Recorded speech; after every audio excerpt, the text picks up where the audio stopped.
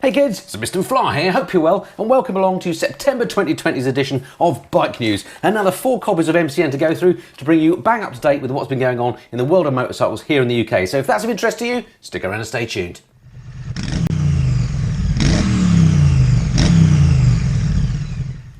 Okay, without further ado then, first paper, first story. What have we got here?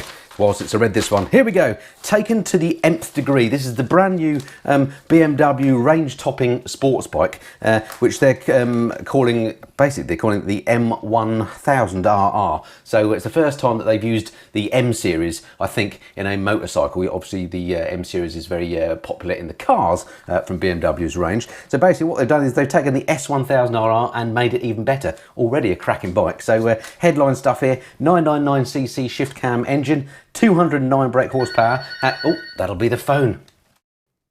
Right, junk phone call dealt with. Moving on. Where was I? Yes, 209 brake horsepower at 14,500 RPM, so a real screamer. You're going to have to rev her. 192 kilograms curb weight, so that's wet, amazing. And 31,000 pounds on the road if you want one. Okay, what's so special about it, I hear you say? Well, they've done quite a bit of work on the engine. It's a redesigned version of the 999cc shift cam, and it includes shorter forged pistons, adapted combustion chambers, longer, lighter con rods, new rocker arms, altered cam profiles, reprofiled intake ports. Basically, they found 500 more RPM and 5 more horses in doing all that. Now, those things that I mentioned there, often manufacturers do those sorts of changes to bikes. So it makes you wonder, why don't they do that in the first place? Anyway, I digress. It's got a full titanium Akrapovic system, which alone has helped it to remove nearly 4 kilograms of mass. It's a bit of a weight saving there. New carbon fibre winglets that give you apparently 16.3 kilograms of downforce at ludicrous speeds, so you're probably never going to use those.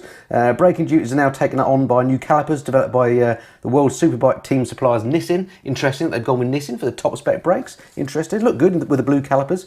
And as I say, 31 grand, so it's 4 grand cheaper than a Panigale V4R.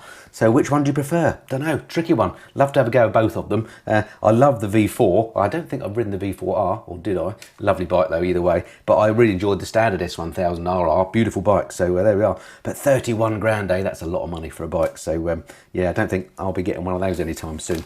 Let me know if you are.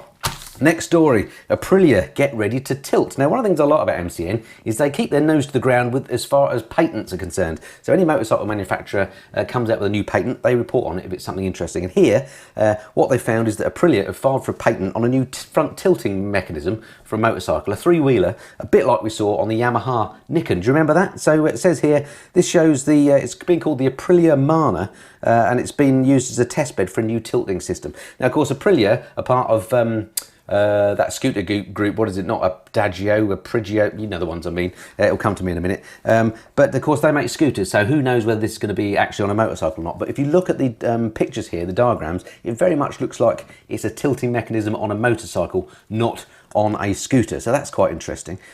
However, it does beg the question, why? Because let's face it, the Nikon, although it was very interesting and intriguing, and we all wanted to go on it, including myself, and I did do, I'll stick a link to my review in the corner if I remember, but it didn't sell very well as far as I'm aware, so I can't imagine this one will either, unless maybe it will be such that you can ride it on a car license. The Nikon you can't, because the wheel track, the distance between the 2 front wheels were too close, so it was still classed as a motorcycle, not a trike, so you couldn't ride it on a car license. Maybe this will be different, I don't know. But anyway, so my question for this is, why are Aprilia doing this, given it didn't kind of work out for Yamaha? But anyway, interesting. They've come up with a slightly different system apparently, which is better than the one on the Nikon. It's said to be substantially cheaper than telescopic forks, the way that they've done it, and it creates less friction than the system used by Yamaha. So maybe it'll just be, you know, it'll be, if it is cheaper and the pricing's better, maybe it will sell. I don't know, who knows. It says here, it's not impossible that Aprilia could revive its twist and go 839cc V-twin for a new trike based on this design. So again, really just to know what you think about that. I did enjoy riding the Nikon, but I wouldn't have bought one because it was too heavy and expensive. What about one of these? Would you be interested in one of them? Let me know in the comments below. Next up, this is the Word on the Street article over here. This guy, Neil Murray, I don't think I've ever mentioned him in Bike News before. He does a column every week in MCN about what are the best second-hand buys to buy at the moment. And he's talking about a bike that's very dear to my heart this time, the Street Triple. And I've highlighted a bit here. He said, I'm noticing that prices of early round headlight Street Triples are rising. It's hard to find good ones for less than 2,000, and starting money for a sound example is at least 2,250. I guarantee you're going to see them for well over 3,000 soon, maybe even £4,000 in 4 or 5 years. Colour is important though, forget those odd green and purple ones. I actually like the green and purple ones. White bikes are okay, but the best colour is black. They're depreciation proof. I wholeheartedly agree with that. Black with gold wheels is definitely the best colour for a street triple. I own one of those. It's a great bike. I absolutely love mine. Mine is the first one that had the fox eye lights, which I think actually are better than round ones. Mine's a 2012. Absolutely love my bike. But he's found here, look, a black one. Mine is the gold wheels for 2,750, a 2010. What an absolute bargain. If you've got £3 knocking about and you just want a fun bike, then you can go a lot worse than one. Hello, that's the doorbell now. Is it ever going to end? We'll be back in a minute. Would you believe it? What a coincidence. What turned up at the doorbell with the postman just then? But this week's MCN, so that's blown it. I'm actually recording this on Wednesday, the 30th of September. I'll be uploading this tonight for publishing on tomorrow, on the last day of September, on Thursday. So this particular copy of MCN, that'll have to wait till next bike news. But anyway, I'll leave you wanting that one next time. File that there for now. Right, where was I? Yes, back to word on the street. So yeah, Neil Murray reckons buy yourself a street triple, it's going to be an asset. So well, I just think they're an asset anyway without actually buying one as a financial asset.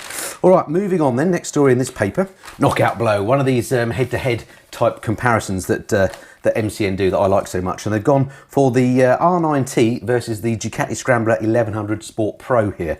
Now we haven't heard much about the R9T recently, we're from BMW. It's a bike that came out, seems like about 3 years ago now, maybe slightly more. And I think the original R9T was an absolutely beautiful bike. And if it wasn't for the fact that I already owned a Boxer twin motorcycle in the form of my GS, I probably would have got one because I think they're just beautiful. They've done a great job of the styling, the fit and finish is lovely, it handles well, and it's got some old school charm, rock and roll with the air-cooled twin engine, etc.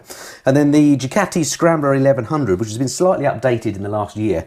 But I rode one of these when I went and toured Tuscany with Tuscany Motorcycle Tours. I think it was the year before last now. Again, if I remember, I'll put a link in the corner to that set of videos. And it was the first time I'd ridden the big 1100 Ducati Scrambler, and I have to say, I really loved it. I didn't like the smaller. When the Scrambler originally came out, wasn't keen. Sorry for any Scrambler owners. But the big one just seemed so much more fun. It just felt a bit more of a grown-up bike. Agile, it handled well, it looked nice, it sounded brilliant. The one I rode had the aftermarket pipes as well, sounded absolutely mint. Anyway, here we go. So they've compared the two here. The Scrambler comes in at 12,795 and the R9T at 12,745. So both within a whisker of each other in terms of pricing. So it comes down to which one do you like the look of most, I guess. What is it that they've said? If I whip over to the verdict. Oh, there's something I've highlighted here. Oh, Nick Collins. Must say hello to you, sir. Nick Collins here says, I wouldn't swap from a Boxer. He's apparently age 38, age 6 foot. Why did I have to put that in? Well, I suppose it sort of counts. Anyway, the reason why I mentioned Nick is because it turns out he's a Missenden Flying viewer, and he contacted me via, I think it was Instagram or Facebook. He was chuffed that he got into MCN. It might have been Twitter even. And anyway, he said he'd be even more chuffed. He'll mention him on my news review. So there you go. There's Nick. Check him out. He's got it looks like an R9T as well. Good man. Anyway, back to the verdict. Here we go. So a couple of things I've highlighted here. Ducati's two main criticisms, they say, are fairly bland, unremarkable 85 brake horsepower performance and uninspiring and sometimes gimmicky styling. What? I can't believe it. That's completely not what I would have said. The R9T, however, wins on both counts. Its standard looks with lots of alloy wire, Boxer engine and twin dials tick all the right boxes, while its basic mechanicals being R1200R and uprated with S1000RR cycle parts are more than enough for the retro style roadster. Well, I like the R9T too, but if I were to choose between the two, do you know what? I think as a rider's bike, then I think the Ducati wins. I think the R9T looks nicer. It's much more retro. I do like the clocks on it. I didn't much like the clocks on the 1100 Scrambler, but yeah, if you're only going to have one bike and you want a bit of a do-it-all, then the 1100 Scrambler is the one to have. If you're going to have a garage queen that you just ride on a Sunday, then maybe go for the R9T. So, although having said that, looking at this as tested, so they had an R9T with all the gizmos in typical BMW fashion, you have to pay a lot for all the extras. So the R9T they rode was 16,465 versus the Scrambler they rode 12,795. So the one they rode was £4 more. And when you're talking about a 13 grand bike, £4 is a lot of difference, isn't it? So there we are. Anyway, I would take the Scrambler, I think, over the R9T, all things being equal. All right, next up, final story out of this one. If we don't get interrupted again, I do apologise for the breaks in service this week.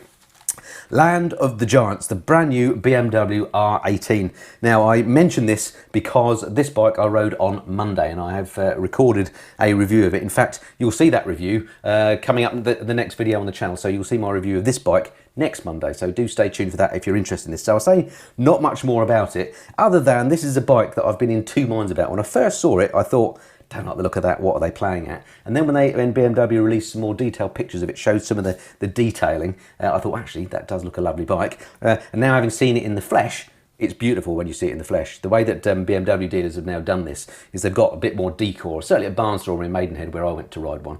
And hello to the guys I saw down there as well, by the way. They've got a really nice, they've done, you know, one end of the showroom has basically been redecorated to fit with the look of the R18. They've got one on the plinth under spotlights. It looks absolutely beautiful. Anyway, I include some pictures of that in my review coming next Monday. So if you're interested in the big R18, which is BMW's biggest ever boxer on a retro style bike, then stick around and stay tuned for next Monday's video. That one will be of interest to you. All right, moving on.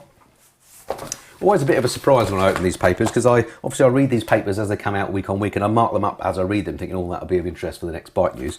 But then I kind of forget what I've marked up. So if I appear a bit surprised, that's what it's all about. So what have I done here? Sheds. Ah, yes.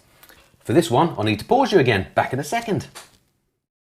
Right, I'm back again, and the reason why I had to pause there is because I wanted to go and get this, which is what this item is all about. This is a brand new book from my old mate Henry Cole. It's called, as you see, The Life-Changing Magic of Sheds. And MCN here have put a little highlight here, shed load of books, and they just basically tell you the book is out. It came out on September the 16th this month, and it's $16.99. Now, I was jammy enough, I managed to get myself an advanced copy of the book, and I have read it from cover to cover. And even my old mate, do you remember my mate Dan from Biker Scram with Jeff and Dan?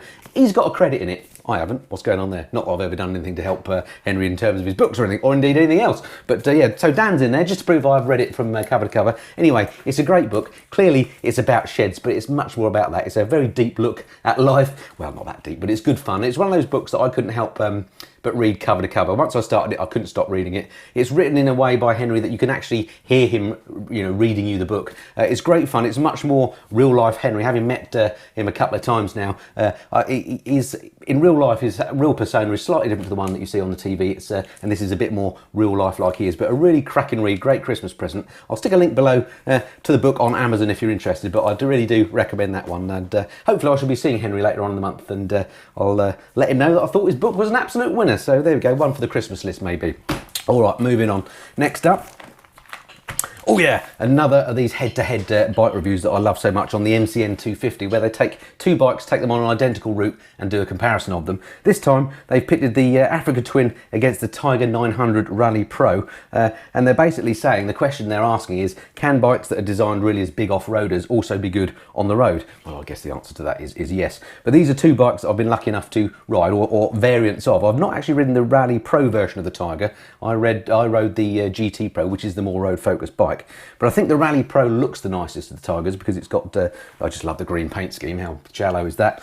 And then the big old Africa Twin as well has always been a cracking bike. It's always had its massive fan following, hasn't it?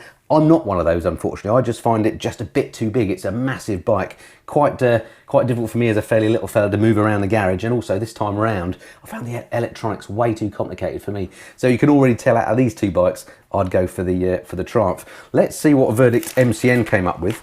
They gave the Africa Twin 4 out of 5, and they gave the Triumph Tiger 900 Rally Pro, surprise, surprise, 4 out of 5. So nothing to split between them because their scoring mechanism isn't quite granular enough. I've highlighted a bit here to read to you. If you're the kind of rider who occasionally ventures off-road but spends some time riding on the road, the Africa Twin will suit you right down to the ground. For mile munching on tarmac, the Tiger is undeniably better thanks to its impressively high touring targeting spec and plush suspension. But as an all-rounder, the Africa Twin is a bit of a dark horse, and it comes as a genuine surprise at how close it runs the Tiger for test honours. So in other words, they're saying the Tiger is the better bike if you're going to be using it on the road as well as off-road, but only just is kind of what they're saying. Well, my view, having ridden, as I say, the road-focused Tiger, and the adventure sport version of the Africa Twin, I think the Tiger wins hands down. I way prefer it. I mean, I am a bit of a Triumph fanboy, that's true, but I'm also a bit of a Honda fanboy, so I don't think I'm being biased in that respect, but I think the Tiger looks better and it's just a more agile feeling fun bike. But I get there are a lot of fans for the Africa Twin as well. Interested to hear your view. If you've actually got the Tiger 900 Rally Pro, how are you getting on with it on the road?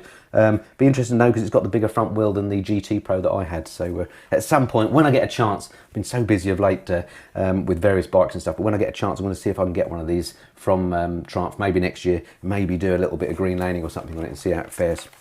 All right, next up.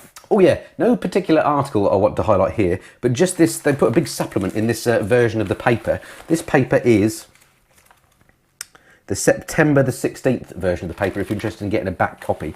And they've got this big supplement all about electric bikes in here. I won't take you through the whole detail, but they basically review all the current electric bikes, the pros and cons, and basically if you're into electric bikes, or you think you might be, well worth hunting out this this version of the paper to check that out. And while I'm mentioning that, actually, I should say, I mean, I do these MCN reviews every month, and in the main, they get, you know, fairly well viewed, and a lot of people write and tell me that they like the bike news reviews, which is fantastic. Thank you for that. But of course, I do rely on MCN for the content, so thank you to MCN for letting me do these. They're well aware that I do these and seem to give me a tacit thumbs up, so that's great. Thank you to those guys. But I would say I only scratch the surface of stuff that's in MCN when I do these reviews. There's way more in here. I read them from cover to cover. I've been a subscriber to MCN for probably the last at least 10 years, and I just find it a fascinating read. It's the best way to keep up to date in bike stuff. And if you're in the UK and you're a bit of a bike anorak like me, then get yourself a subscription. It's not particularly expensive for a year. I think it cost me something like 58 quid for the year, and you get one every week. You know, I don't often push or promote MCN, but I am saying it is a great read. Do go out there and get yourself a subscription if you want to learn more about this stuff.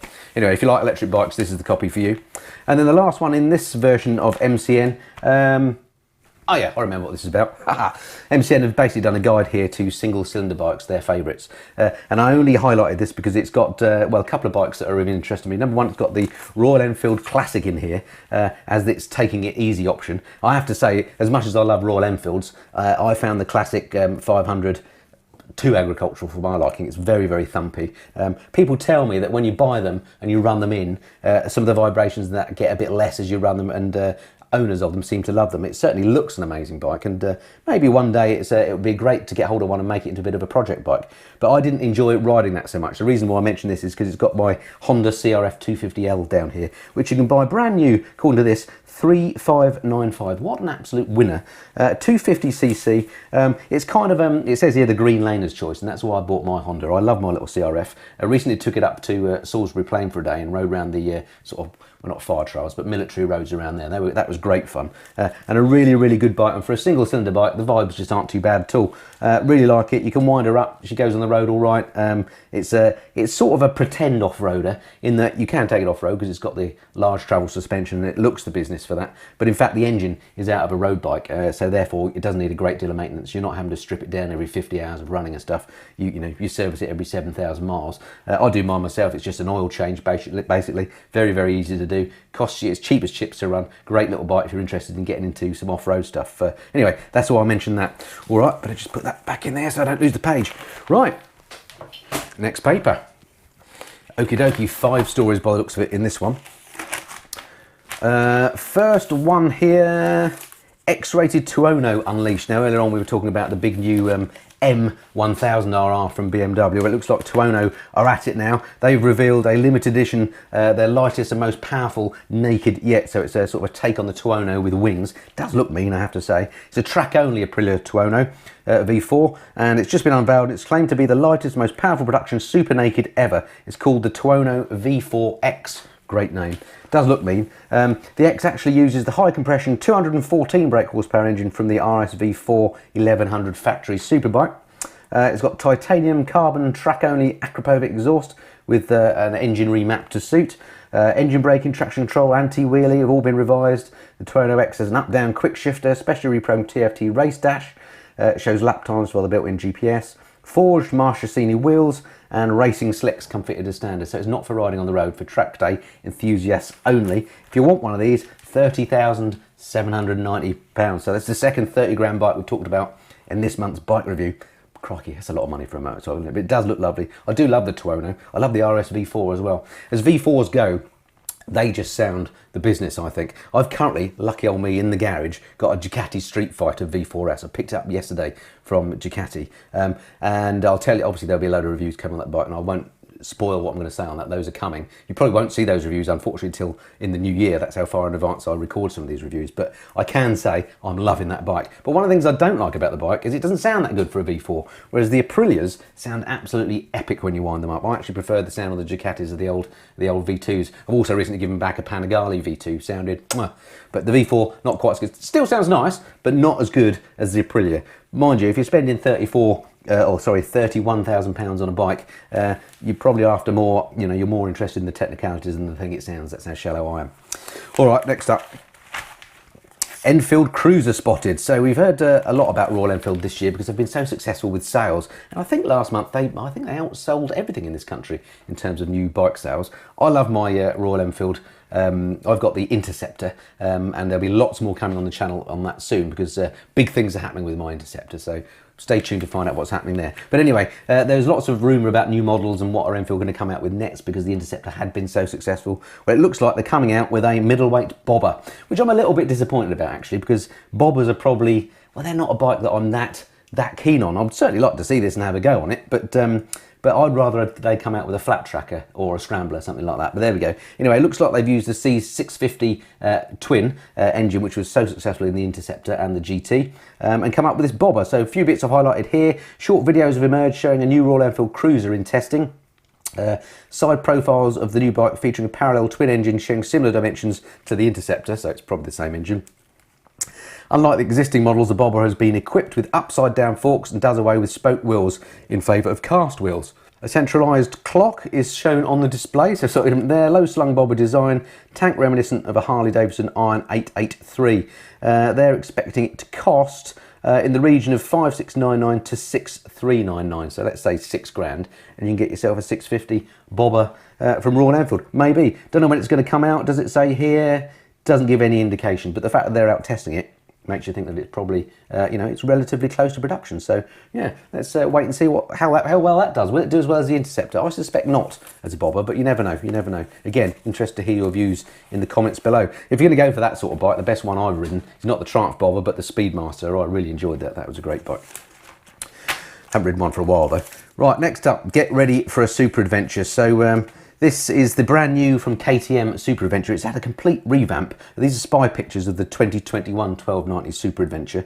And as you can see, for me, when I look at it, the biggest changes are around the side fairings here. It looks like what they've done is extended the fuel tank to bring the weight a bit lower and maybe also to make the fuel tank bigger, which I think is a great idea. I love the Super Adventure, but it was a little bit top heavy for me and a big old heavy bike again. And if you're only a small wimpy fella like me, quite difficult to shift around. If they've lowered the centre of gravity, then that's a very clever move. Let me read what I've highlighted here. Spy pictures have emerged. Not only does it have radar guidance, that's the radar cruise control, so it detects when there's a vehicle in front of you and slows or speeds the bike up accordingly. In my mind, I'm not sure that's something we really need on bikes, but anyway, they've put it on. Not only does it have that, but it's got an updated chassis, a revised V-twin powertrain and more. The radical addition is the new radar-guided adaptive cruise control, and it's got a housing for the radar sensor in the headlight. So the headlight looks a little bit different in that it's got like a little notch out the bottom of the headlight, which houses that. And it's also got a huge silencer on the bottom, which presumably is to bring it up to date with whatever the latest Euro rules are on silencers. 1301cc, don't know when it says it's going to be available, don't know. But they expect KTM will follow the previous practice of pricing. Don't know, it doesn't say when it's coming out or how much they expect it to cost, but there we are. If you're interested in the big KTM Super Adventure, maybe worth just keeping your powder dry for a little while, because maybe within the next year we might be seeing a brand new one of them.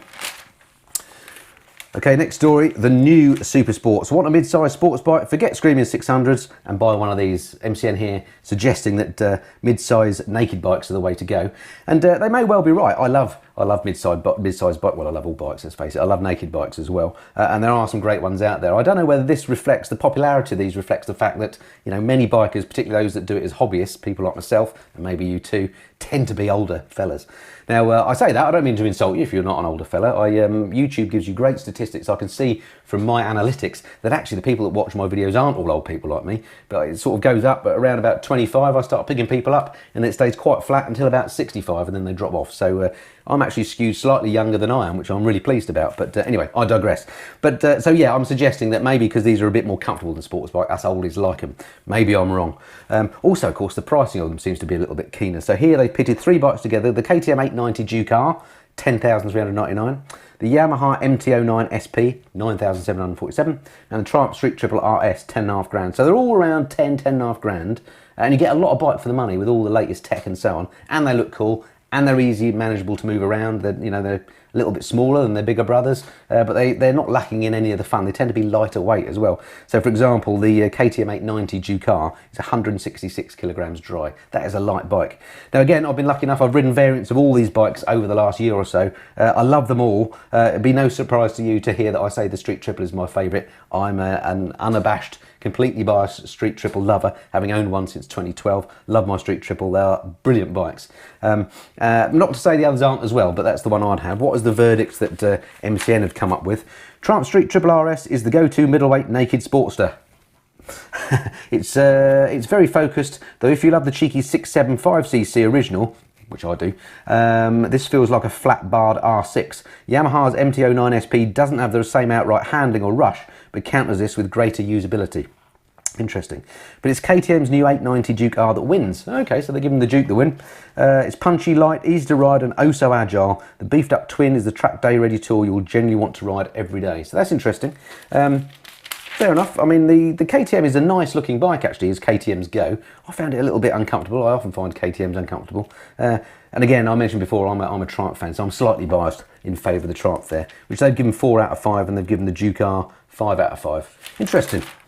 Alrighty, next up, Triumph's rebirth. Had to just mention again, I've said many times in this review I'm a Triumph fanboy, so I couldn't go past this without mentioning it. It's 30 years ago since Triumph rose like a phoenix with 6 new models. This is celebrating 30 years since they moved to Hinckley. Now, I expect I'll get a slew of comments below saying, well, it's all very well the movement to Hinckley, they're not there now. Well, of course, they are still in Hinckley. Bikes are still designed in Hinckley. Special editions are still made in Hinckley. But of course, a lot of the manufacturing is now in Thailand, and has indeed been for the last 4 or 5 years plus. I think they've got 2 factories out in Thailand. Anyway, as long as the quality and the quality control is still there, personally I'm not too worried where they're made. I do feel sorry for people that have lost their jobs, don't get me wrong, that's not a good thing. But if it means Triumph can continue to go from strength to strength by manufacturing in Thailand, then I'm all for it. I'd rather Triumph was in Thailand than not at all. Anyway, 30 years ago this month in September 1990, Triumph motorcycles were reborn. Today, after 3 decades of growth, success and expansion, not forgetting 1 or 2 setbacks and cul-de-sacs, probably reference to the Thailand thing, Triumph regularly produced 60,000 machines a year, higher than they ever achieved in Meriden, which was the old works, the original works. So yeah, good luck Triumph. They're knocking out new bikes. Oh, here we are. Here's a picture of the new Trident, which I'm really excited that they're bringing out. I posted some pictures of this for my Patreons yesterday. I got an early heads up from Triumph that there were some new pictures coming out. So as soon as the embargo was released, my patrons got to see them. So hope you enjoy that. Looking forward to riding this bike. Have been talking to Triumph about it, and they have told me as soon as the bike is available to ride, then I'm top of the list to ride one. I've heard this before, but this time I'm hoping they mean it. But I'm really looking forward to riding this. It's going to be apparently an entry-level Triumph, gets you into triple ownership, and I think it looks absolutely corking. So there we go. So yeah, good luck Triumph, and can't wait to ride the Trident. Right, nearly through. You're still with me. Sorry if this is a bit of a long one. 5 stories here to close with for this month's bike news. First one, anyone can customise it. Here we go, the big R18 again from BMW. And this is an incredible looking machine. BMW have revealed another outlandish take on the R18, a bike they say anyone can make their own. And the story is basically saying that one of the beauties of the R18 is it makes a brilliant starting point for a custom bike, which I don't disagree with, although as I said earlier, when you see it in the flesh, why would you want to mess with it? Because it is a beautiful looking bike when you see it. Not sure about this one. It's got sort of a massive fairing Harley-Davidson-esque almost, different seat and back. Looks a bit faster. Not sure if it particularly appeals to me. It's a bit Flash Gordon for my liking. What they said here, if you're going to go, in fact this is Edgar Heinrich, head of design at BMW Motorrad, he said, if you're going to go into another segment, you have to stick to the rules, and the rules are usually set by the big players. We set the rules with the GS and the RT, other guys set the rules for big cruisers. So very interesting recognition there that Harley-Davidson is basically who they're targeting this at, and they're saying they're having to follow the rules that Harley set, which is an interesting point. Clever these Germans, aren't they? For this bike, we also wanted it to be easy to customize customised. You don't have to be an engineer. You don't have to understand what's going on inside. They're basically saying that you can bolt bits on and make this your own. So this was built by somebody called Bernhard Neumann. He's also known as the Blechmann, German for Tin Man. He's obviously got a bit of a reputation in Germany for making these things. It does look incredible, just not to my taste. What do you make of that? Anyway, moving swiftly on. Oh yeah, a little side note down here, Cup runneth dry. Just a little note here that Triumph have quietly pulled the Street Cup from their lineup, which is such a shame. But again, you know, if bikes don't sell, then it makes obviously good business sense to pull them. I don't know if I've ever seen a Street Cup on the road. I rode a Street Cup yonks ago when it first came out. And in fact, the question that often gets asked to me is, what is the noise at the beginning of my videos? You know, when I do the little credits and it says TMF and it shows you my sponsors, that vroom vroom noise is actually a Street Cup with a standard can. One of the best sounding standard bikes I've ever come across. So if you wonder what that noise was, that's what that comes from. Sadly, you ain't going to be hearing that in BMW, Triumph dealers anymore, because they've pulled the Street Cup, which is a bit of a shame. But there we go. I have to say, nothing wrong with the bike. Didn't massively appeal to me when I rode it. A little bit uncomfortable in terms of riding position. Not that surprised it didn't sell so well, but my goodness me, it did sound awesome. So sad to see any bike's demise, isn't it? But there we go, that's that one gone. Next article here. MASH are back. Again, another little article tucked down the bottom here. MASH motorcycles are set to return to the UK after the appointment of a new distributor. Now, I didn't even realise that MASH had disappeared. I think MASH are, I think they may be French, but they make these sort of retro style bikes and they always look lovely. And I think why they appeal to me is they always stick gold wheels on them. I'm a sucker for a pair of gold wheels. They just look beautiful. It says here new dealers are going to return, plus a new model, a retro Scrambler X-Ride 650, which is expected to cost under £5,000. Oh, that sounds good, doesn't it? I do love a Scrambler, me, and if it's going to be less than £5,000, gets you thinking, doesn't it? So yeah, let's keep our eyes out for the new MASH Retro Scrambler at £5,000. Like the sound of that. Right, next. Good news, I've said here, trail riders win Lake District battle. Now, one of the things I mentioned earlier, my little CRF 250, which I love, but there are so few places to ride it, particularly around here in the southeast. But here's a story where a legal challenge to close down some green lanes was actually thrown out by a judge, so well done you. An attempt to have trail bike riders banned from some byways. Can you believe it? Another phone call. Stand by, I'll be back in a second. I don't know, it's all go here in TMF Towers, isn't it? So yeah, where was we? Yeah, so the attempt to ban some trail bike riders from trails has been thrown out by a High Court judge. Fantastic. The judge agreed that weather and mountain bike usage eroded the trails just as much as vehicles, good man or lady, of the 2,038 miles of byways, footpaths, bridleways and minor roads in the Lake District National Park. Only 75 are legally accessible by motor vehicles. So he threw the case out. Brilliant. I wonder if he was a motorcyclist himself or herself. Fantastic. Oh, it's him actually. Mr. Justice Dove agreed with the LDNPAA that it was hard to prove that vehicles were making any damage to the tracks. So that is a good bit of news, and well done that judge for thinking this through, not just you know, attacking bikers. We always seem to get bad press. Good that that particular case was overturned. Nice one. Right, and the last story for this edition of Bike News. The gloves are off. Superbike power with Tourer practicality. Can you really have it all? And here we're pitting the Tuono against the Superduke R. Two bikes I've ridden. I would love to see them pit the Ducati Street Fighter V4 in here as well. I mentioned earlier I've got one of those in the garage. It's my current favourite naked. Having ridden all three of these, they're all great bikes, by the way. If you own any of these, you're never going to be disappointed. They're all highly performant, they look lovely, they go amazing. All quite expensive though, of course. Tuono 17,199 against here, Superduke R 16,529. Now I have ridden the Superduke R extensively. Those videos are coming up pretty soon on the channel. I rode it a couple of months ago. As I said before, my reviews I tend to review a few months in, or film a few months in advance. So sorry it's been a long wait for that if you're interested in the Superduke R. Lots of changes for this year, so those videos coming up, stay tuned to the channel. What is MCN's verdict? Usually they like the Tuono. Let's see if they're still sticking with that. The Tuono has proved hard to beat is the headline on the verdict. The KTM has taken a step up in refinement, which is why it's the best of the new 2020 Super Nakeds, but the Aprilia just edges it. Its big V4 is crispier, louder and more visceral. It has a more supple ride, feeling of grip and better wind protection. Well, actually, out of those two, to be honest, I think I prefer the Tuono as well. But interesting that it says the KTM is the best of the new 2020 Super Nakeds. Obviously, they rate it higher than the Street Fighter. Did I mention I'm going to do a video comparing the Street Fighter with the KTM Superduke R, where I've already recorded part of that video, and I'm going to be doing a side-by-side comparison for things like comfort, handling, electronics, all that kind of practical stuff, not stuff on a track, whether it can wheelie, whether it's a quarter of a second quicker or whatever around Brands Hatch, but actually what it's like if you own one as a normal rider like me on the road. So again, if you're interested in getting a big naked, it's worth sticking around and waiting for that video, which will be coming up fairly soon on the channel. But anyway, yeah, so they gave the Aprilia the win. They liked its soundtrack, its elastic power delivery, its velvety ride, and its huge cornering confidence. Well, I can't disagree with that. They didn't like its fussy dash and switchgear, and the design is showing its age around the edges, which I do agree with. We've seen this Tuono design now for years, haven't we? It's I can't remember, since it must be 6-8 years since they came up with this design. So yeah, let's see a new one of that soon, and then maybe we'll all be raving about that. Alrighty, there we go. That's it for the paper review.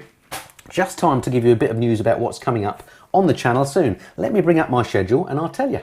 Right, so I've just pulled up my schedule. Would you believe I've got planned out videos that go all the way till this time next year, many of which are already filmed. I've got videos already filmed, take me up to February. But anyway, that's called being organised. Anyway, so coming up between now and the next bike news, when we have this sort of chat, as I mentioned, we've got the BMW R18 review, which I'm really looking forward to bringing you. Let me just maximise this so I can see the dates of these. That's coming up on Monday, October the 5th.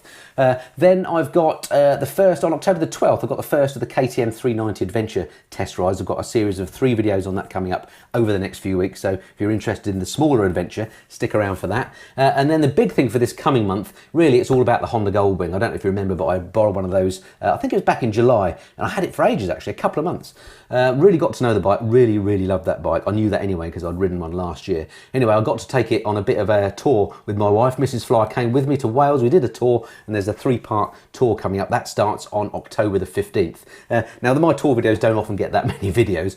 Don't know why, just how it is. I appreciate that not everybody likes that sort of thing, but I would say this tour gets better the longer it goes on. So if you are interested in the tours, do stick with it. There's some amazing scenery, particularly in the last episode, and a great bike. And it really was a chance for me to get to understand what the Goldwing's like to properly live with. And you know, gnarly hairpins, Nadgery, gravel car parks, all that sort of thing dealt with. So yeah, I'm hoping that you're going to enjoy those. Yeah, that's pretty much it for next month actually. The Goldwing, the R18 and the KTM 390. So hopefully there's going to be something of interest for you there. All right, thank you very much for watching. And thank you very much indeed for buying the base layers and my neck buff as well. It goes. These are on my website, themissedandflyer.com. I get a little report of who's buying these, and I see they're going all out around the world. It's fantastic. This is my base layer. You can get it in black or blue. You have to handle them with care because they tend to drive the women wild. They're about 18 quid if you want one, I think. 15 quid, sorry. The neck buff is 8 quid.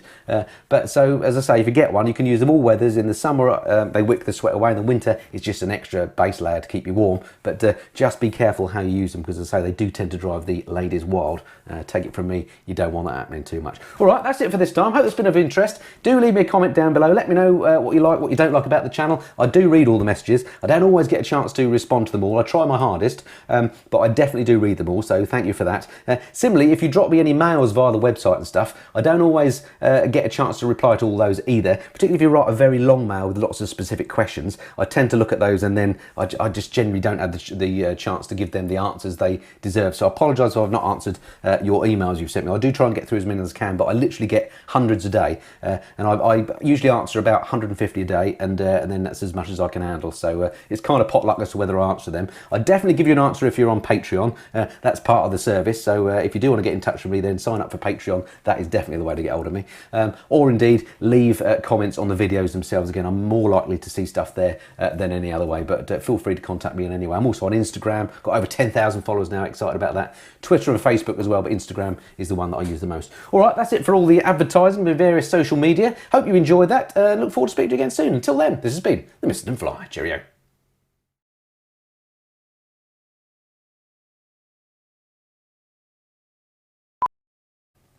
Hey kids, Mr. Fly here, hope you're well and welcome along to another bike news. This one for September 2020. That's rubbish, let's do it again.